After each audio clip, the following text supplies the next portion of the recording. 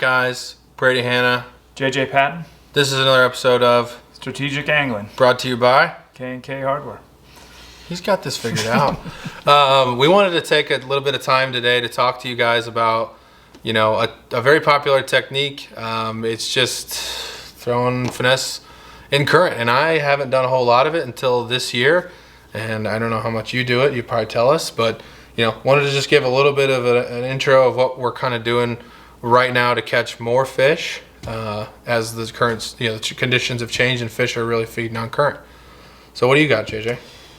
Yeah, I mean, I think it's a fair thing to do. I think usually it's not the first thing I reach for, but sometimes if I'm pretty sure there's fish in an area, or I've been through an area 2 or 3 times, or there's a bunch of boats and everybody's cranking and there's rocks and current breaks and stuff, going back through with a finesse presentation is definitely a good thing. I also think during the spawn, a shaky head is a real good technique, especially for smallmouth that you can't see. If you get around bedding smallmouth and you just kind of drag that thing around, it will find them for you.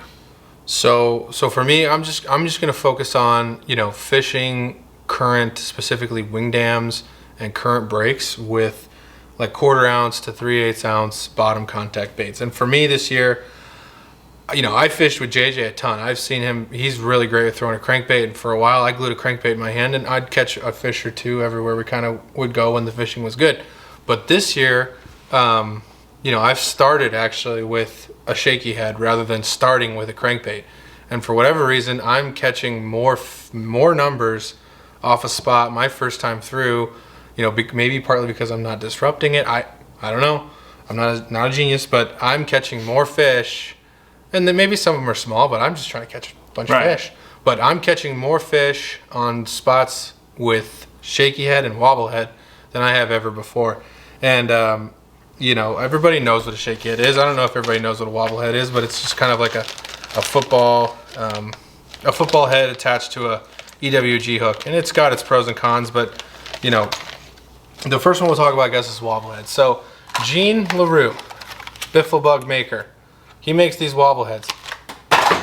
They're terrible. I dislike them so much. I haven't said very many negative things on this show, and if this ruins my Gene LaRue sponsorship in 10 years, I can live with that. Those hooks, they get dull, they bend over, they're trash. Don't buy those. Gambler, however, makes this thing called a wrecking ball. Much better hook, seems to snag a little less, cheaper, and the hook stays sharp. I don't know exactly what kind of hook they are. Chuck might have told me. Could be a Gamakatsu hook, not entirely sure. But if you're gonna do a wobble head, check these wrecking balls out. They're a good option. Yeah, I've used some homemade ones. A buddy of mine used to make some, and I kind of had the same thing. I mean, his hook was real good. I've actually gone to several companies, including Strike King, make one where you can actually hook and unhook whatever hook you want in there. So you want a 2/0 with a little smaller beaver, or you want a 4/0 with a swimming craw, or, you know, whatever you want. You can change the hook based on whatever lure you're using. So I kind of like that. They also come in tungsten, which is nice, although it is a little more expensive, and those rocks on the river kind of eat lures. Eat tungsten especially. Yes. So for the shaky head, there's 3 that I've kind of found use in this year. We'll start with the most finesse. This ultra head, shaky type twist lock style hook from Owner is incredibly sharp. You know, that the only negative I'll say about this, since we're getting in the mud on this video, I got negatives on this one too. The screw lock on this one is a little shorter, and I think it might work better with like a robo worm, a small worm. When I put a creature bait or a craw on that bad boy, I lose it. I catch a fish, I lose a bait. I catch a fish, I lose a bait. Now, they're very sharp. The hook out ratio is great, but for whatever reason, it's like a more abrupt screw lock at the top. I lose so many plastics, but it's hard to argue. They definitely work, and they're a more finessey. They're a little more finessey for me. I maybe with smallmouth I use them, but yeah. You use these much? I do. I tend to gravitate more to the and I don't have one here, guys, but it's just a regular jig head without a screw lock. I like to thread it on the hook and kind of Texas rig it like you would with a normal straight shank Really? hook. And and I heard one of the pros was talking about it, and they said it was Jesse Wiggins, I believe. Mm-hmm. And he said when you rig it that way, because it doesn't quite go on exactly straight, but he said you kind of want it that way because then it kind of glides and shimmies on the way down, gives it a little more action. And I've kind of gravitated to that. It's also, my eyes are getting old and it's hard for me to screw that thing in all the time. So the Big Bite makes one that comes with a Gamakatsu hook. You know, there's a lot of different options out there. But yeah, I typically don't use the screw lock. Because I was actually just about to say, you know, later in this video, I've bought the ones without the screw lock, and I can't figure out why guys use them. So are you using primarily a worm when you do that? Well, yeah, I think the difference is when I'm using that, it's with a worm. Okay. And I think if you're using a creature bait, I think these are probably better because there is a little. You'd have your creature bait on there sideways and tangled, and so that makes sense for worms. See, this year I was just doing strictly I was doing primarily craws and, you know, creature baits. Yep. And when I would put them on the jig, straight on jig, I didn't get as much gap, it felt like, between plastic and hook. Yeah, there's not enough bite in the hook. But these aren't great for a finesse worm because the screw lock is so big. Right. So, like the Big Bite one JJ talked about, that it comes in a bulk pack. They're a great value. They have a medium strength hook. You can really lay on them. But it's got a beefy screw lock. Yeah. And it's perfect for creature baits. You couldn't put that in a robo worm. No, you could not. No, you could not. So...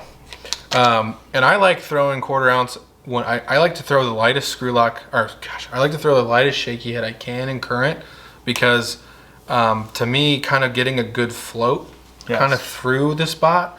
I mean, I want a contact bottom, sure. I got to have a little feel, but for me, I catch more fish when it's kind of almost floating along, looking like a natural, you know, dead craw or whatever be floating along the bottom. Yeah, I think when you do that, you know, with a lighter weight, when you throw it past, and you always bring it with the current, by the way. But as you come over a rock or whatever, it's going to find that eddy. It's going to locate itself where that fish is. Whereas if you have a real heavy one and it's just bouncing on the bottom, it's just going to come straight back and may not swing into that current break quite the way that you're getting it. And I think that's more natural that way. And people may roll their eyes and go, "Oh, there's really not that much difference between 1/4 and 3 ounce." But I'm telling you. Yeah. I'm going to shout out Nathan Pitzer, love the guy to death, but he threw 3/8 behind me throwing a 1/4 ounce, and at the end of the weekend I called him Sir Snags a lot because I think that 3/8 weight was just a little too much and it was getting down in those rock crevices rather than kind of just ticking along the top. And finally by the end of the day he's like, just give me one of those 1/4 ounce ones. I don't have any. So, you know, weight does matter a lot, especially when you're fishing current. But this year, man, I've just caught more fish than ever, and even some very big ones on the shaky head, which was very surprising to me. So if they're real shallow rock, you can get an 1/8 or a 3/16. Yeah. Now, you wouldn't want to use a big creature hog or a swimming craw or even the bigger any bigger creature bait with an 1/8 ounce because it would just basically float. But yeah, if you're using a smallie, you know, smaller beaver or creature that's, you know, 3-4 inches long and not a real big profile, an 1/8 ounce would be fine. Especially on shallow wing dams and rocks. And the last one I'll talk about, this is not finesse by any means, and I don't use it much on the river, but some guys like to throw big plastics. Scottsboro Tackle makes what's called a Cobra head, and this is a really aggressive 7/0.